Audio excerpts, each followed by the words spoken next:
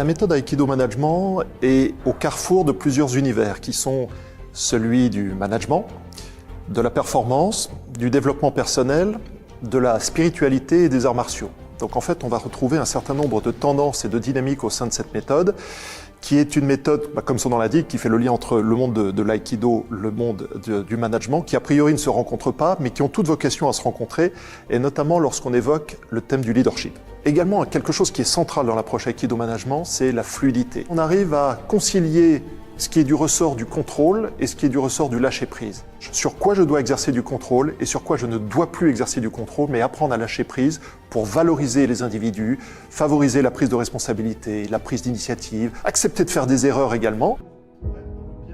Quand on intègre une entreprise, on l'intègre par rapport à une vision qu'on a d'elle, par rapport aux valeurs qu'elle porte. Ce qui est intéressant dans ce genre de stage, c'est que ça amène tout le monde. On n'est pas derrière un bureau avec une présentation. On va parler de soucis personnels, on va parler de soucis professionnels. Aller de l'avant, c'est savoir se transcender pour transcender nos équipes pour une réussite commune en fait. Aujourd'hui, une vraie question se pose, c'est le sens que l'on donne à son travail et plus largement à son engagement. Contribuer à travailler dans une entreprise, c'est donner de son engagement, donner de son temps, donner de son énergie. Le management a une vocation aujourd'hui qui est celle de permettre à chacun de trouver du sens dans son travail. On travaille essentiellement sur nous-mêmes pour justement travailler avec les autres. Je pense que je vais repartir libéré, vidé un peu de mes appréhensions et en capacité de recevoir toute l'énergie des autres.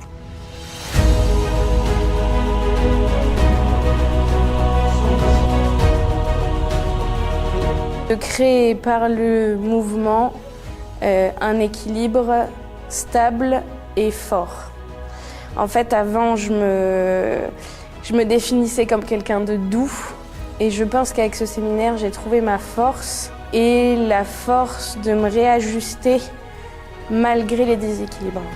Pour ce qui est du travail engagé avec ETF, je dois souligner une ouverture d'esprit incroyable, la capacité à réveiller le leadership chez chacun au sein de l'entreprise, c'est presque devenu quelque chose d'avant-gardiste. Et donc l'entreprise ose aller sur ces terrains-là, c'est audacieux et c'est une manière de prendre de l'avance également sur son marché. La dimension du leader serviteur qui parle de l'esprit du débutant. À chaque étape, on apprend. À chaque étape, il y a toujours quelque chose à prendre de l'autre en fait. Un leader, c'est celui qui doit aussi générer d'autres leaders. Parce que l'objectif d'une entreprise, ce n'est pas l'histoire d'un moment, c'est l'histoire d'une durée.